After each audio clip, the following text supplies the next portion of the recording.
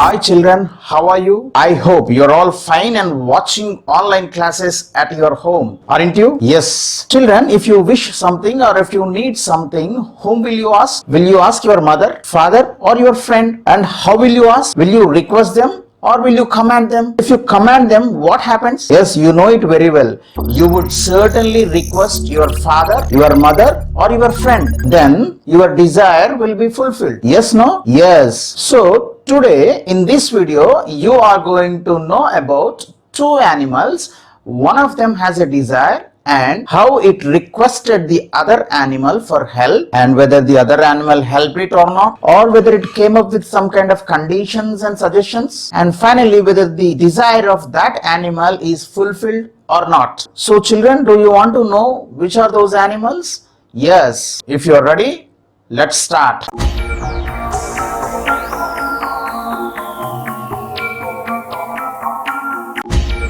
Welcome back children, this is your 9th class English textbook cover page, and in this video you are going to learn Unit 1, and this is the cover page of Unit 1. The title of the Unit 1 is Humor, and it includes 3 readings, that is 3 chapters. Reading A, the snake and the mirror. Reading B, the duck and the kangaroo. Reading C, the little boy. Yeah children, do you see them? What are they? They are ducks. They look very beautiful and they are swimming and they are eating something, right? And today we are going to talk something about them. And of course, not all of them, only one of them. Do you want to know which one is that? Yeah, this one. We are going to talk something about this duck. This duck is not happy, it seems, and it is feeling very bored in this pond in the water, and it wanted to go out, it seems, but who will take it? You can't take it, I can't take it, so who will take it? And finally it found a friend. Do you want to know who is the friend? Yes, it is the friend. Do you know this animal? Yes, no? What's his name? This animal's name is kangaroo. Kangaroo. And you know it, right? Very well. It is the national animal of Australia. So in this video, we are going to talk something about the duck and the kangaroo. So from the second unit, it's a reading B, that is a poem. It's a beautiful and fantastic poem that we are going to read. So reading B is a poem. The title is The Duck and the Kangaroo, and it was written by Edward Lear. And in this video we are going to talk something about page number 16, 17, 18 and 19 of your textbook, and the poem was written by Edward Lear. And children, if you really watch the entire video, you would be able to read the poem very perfectly and understand the poem very perfectly, and finally you would be able to understand the key components of the poem. You would be able to perform the choreography of the poem, and finally you would be able to understand a little bit of humor in the poem. So shall we start? But before we start, let's try to know something about Edward Lear, the poet of this poem. And he is Mr. Edward Lear. You can see him, he is looking very intelligent and scholarly, and really he is very intelligent. He wrote such a nice poems. Let's try to know something more about Edward Lear. Edward Lear was born on 12th May 1812. He died on 29th January 1888. He was a British artist, illustrator, author and poet. Today he is renowned primarily for his literary nonsense in his poetry and prose. Literary nonsense is nothing but piece of writing which gives sense, which doesn't give any sense. It fills it. That is called literary nonsense. And in his childhood he suffered from ill health. After a long decline in his health, he died of heart disease, which means heart attack. His main works of areas are in 3 folds, in 3 areas. The first one is he was employed as a draftsman to illustrate birds and animals. The second one is making colored drawings during his journeys. And the third one is he is popularly known for his nonsense works rather than as a travel writer. But his travelings helped him a lot to relish the language and use the language in a peculiar, in a funny, humorous manner. That's the reason he wrote many poems which gives a lot of humor. And the present poem, The Duck and the Kangaroo, also has a touch of light humor. So children, now let's try to read the poem.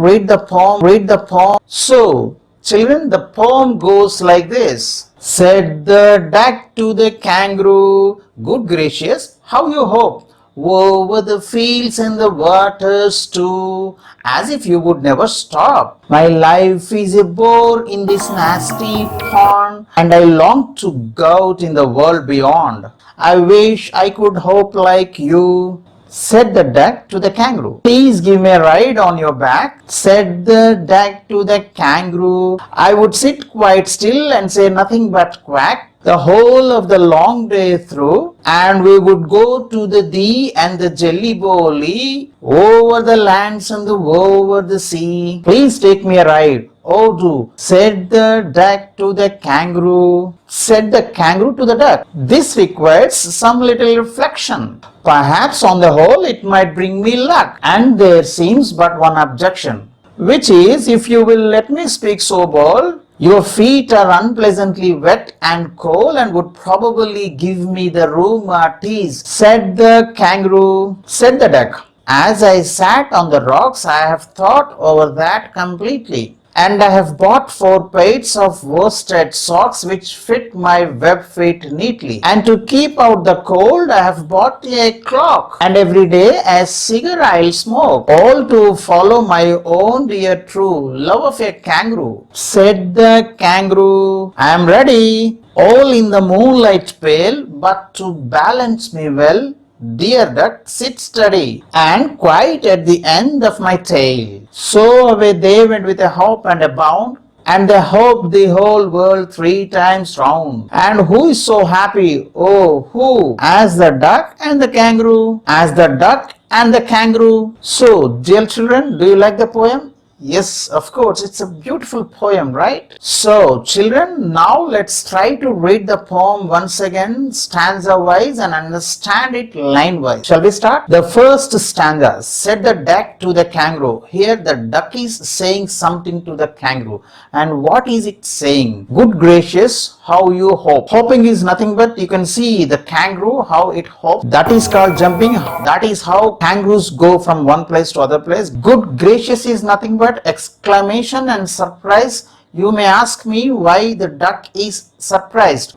Good gracious is nothing but, it's a kind of surprise exclamation. The duck is surprised, exclaimed to see the kangaroo, how it is hopping from one place to other place, and how it is going over the fields, and it is visiting fields and waters also. It is going from one place to other place, and that is the reason our duck is really surprised to see. And next line, as if you would never stop. As if you would never stop. The duck is saying, it seems you are not stopping at all. I stay at only one place, but you are running from one place to other place without stopping. So duck says, my life is bored in this nasty pond. Nasty is nothing but unpleasant, very bad condition pond. I don't like this pond. I am not able to go from this place to any place, but you are going from one place to other place by hopping. That's the reason I am surprised how you are able to do it. The duck further says, I long to go out in the world beyond. The primary wish of the duck is to go out from this pond and explore the world,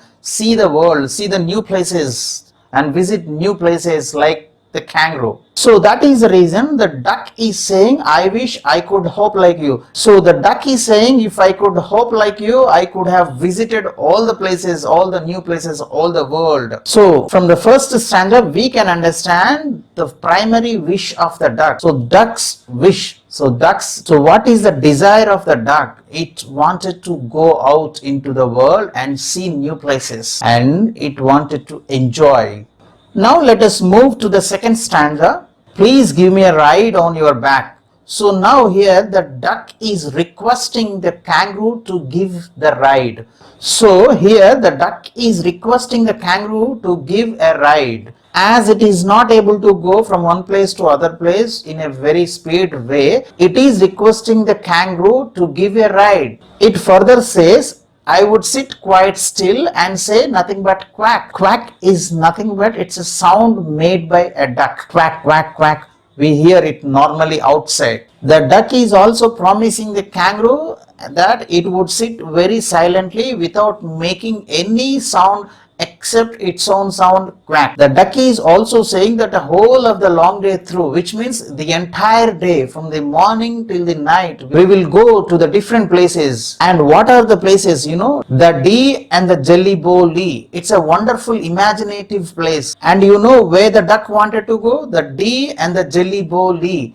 It's a place, imaginative place. It's a wonderful place which is imagined by poet. Over the land and over the sea. The duck is saying that we will go beyond the land and beyond the seas. We will go beyond the land and beyond the seas, and we enjoy the wonderful places of this particular world. So finally, it is again requesting, please take me a ride. Oh, do. Oh, do means compulsorily, please give me a ride. Ride is nothing but a short journey from one place to other place. So the duck is asking one day ride, one day journey. Then what? So now the kangaroo is listening, and now let us see what the kangaroo would say to the request made by the duck. And what is the request? And the duck wanted a ride. And where does it want to go? It wanted to go to the new places to see and enjoy. And what are the new places? Imaginative places. The D and the Jelly Bowl Lee. It's an imaginative place. And now let us see what exactly the kangaroo says to the request. Whether the request is accepted or not. And the third stanza is, said the kangaroo to the duck. Now, so far the kangaroo was listening, now it is talking. The duck requested a ride, now the kangaroo is giving the answer. This requires some little reflection. Okay, you want a ride? The kangaroo says, okay, I have thought about your request now, but I have some kind of doubts. If you allow me to speak so bold, this requires some reflection. So the kangaroo is saying, I thought over it, okay, this will bring me some luck also. What is the luck actually? The kangaroo also can enjoy the new places with a friend. That is the duck. That's the reason kangaroo is saying it's a luck. If I really take you to the tour, to the ride, it's a really luck for me. But kangaroo has got one objection. What is that? No. And kangaroo is saying, dear duck, if you really allow me to say very frankly without hiding anything, the kangaroo is saying your feet are unpleasantly wet, because duck always stays in the water, feet are wet. If the feet are really wet always, there is a probability of getting rheumatiz. It's a kind of disease that comes to a wet feet. So finally in the third stanza, the kangaroo accepted the request of the duck. What was the request? The duck requested to take her to a ride to the new places, and the kangaroo accepted to take it, but on one condition. What is that condition? There was one objection. What was the objection?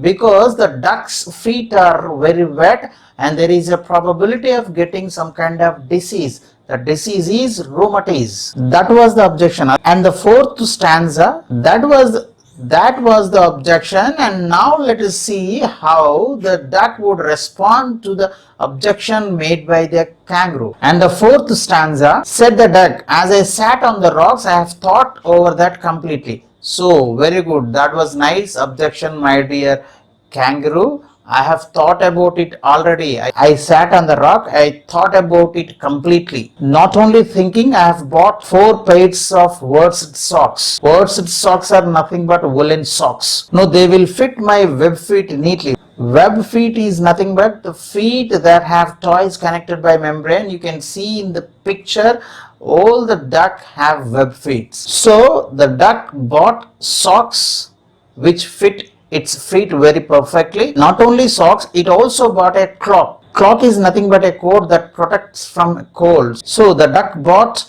socks and the cloak, and every day I'll smoke a cigar. It also bought cigarettes. Why have the duck bought socks, cloak and cigars? It is to follow the true love of the kangaroo, because kangaroo has some objections that the feet of the duck are unpleasantly wet. That's the reason duck is ready for her tour. And what happened? Does the kangaroo really agree to take the duck to the ride? And what happened next? Let us try to understand. And the fifth stanza, said the kangaroo. So finally the kangaroo is saying something. What is it? Now the kangaroo is talking, all in the moonlight pale, but to balance me well, dear duck, sit steady. So finally the kangaroo accepted to take the duck to a ride, and it is giving some kind of instructions. Now you have to sit steady because I have to maintain the balance. You have to sit steady. Where quite at the end of my tail.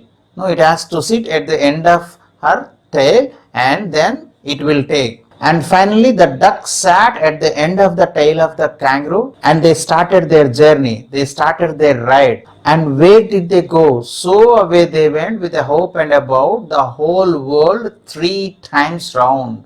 The entire world they went with a hope and bound, with jumping and bounding. 3 times they went throughout the world.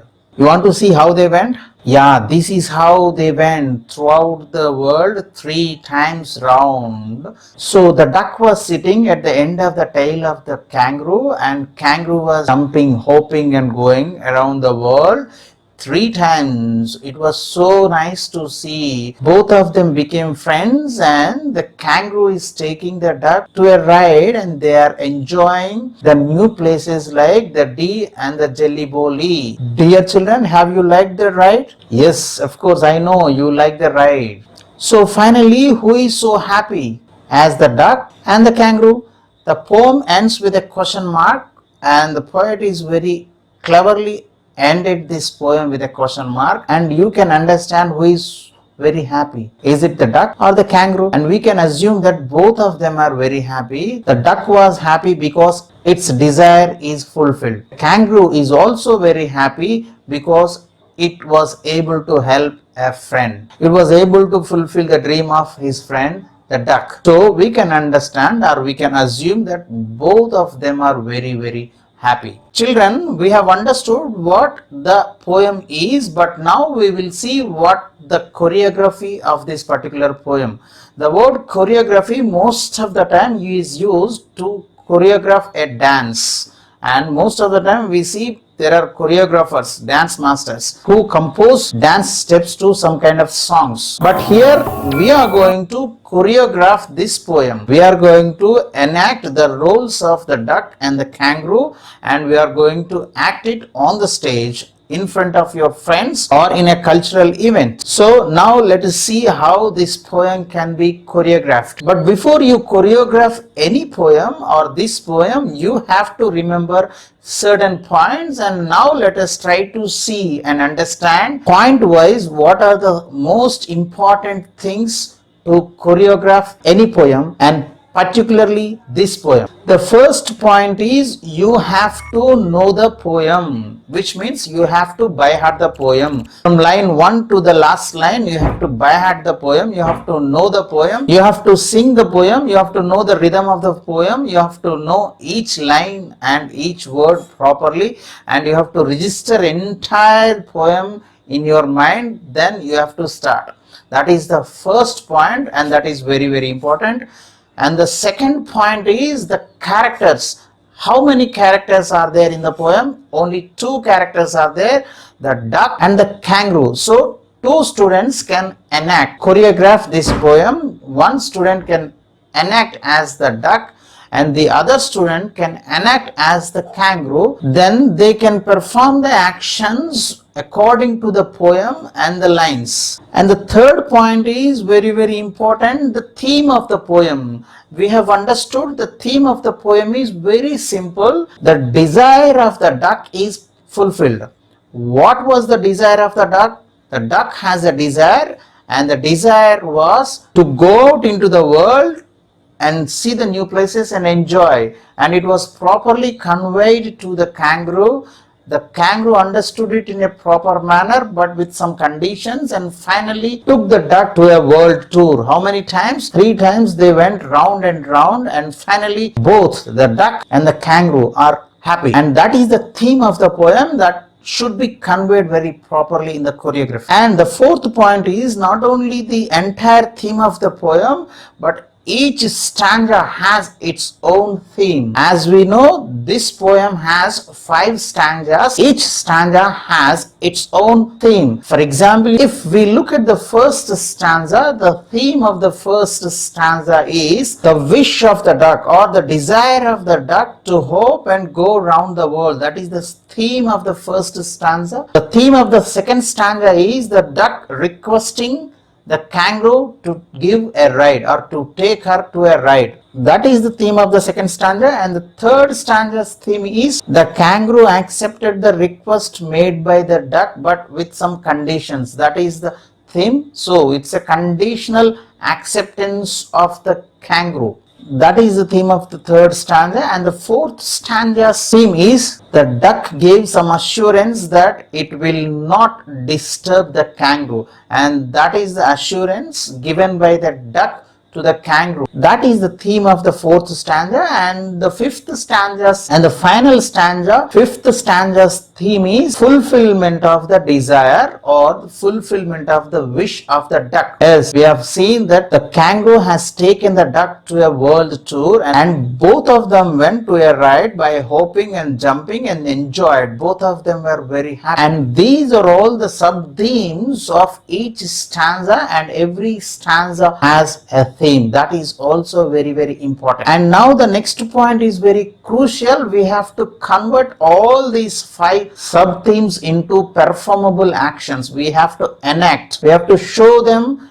in our actions through our facial expressions, through our body language, through our gestures, hand movements. We have to show them. And the next point is, what are the actions involved to perform all these sub-themes in the choreography? In the first stanza, we have seen the duck is very bored, feeling very sad, boredom. You have to show that in your face. You can see the pictures here. You can trace out which face is feeling very bored, and that expression you can catch and show it on your face. And the next expression is, it's a desire to go out in the world. No, it's a feeling that you need to go out and enjoy outside world.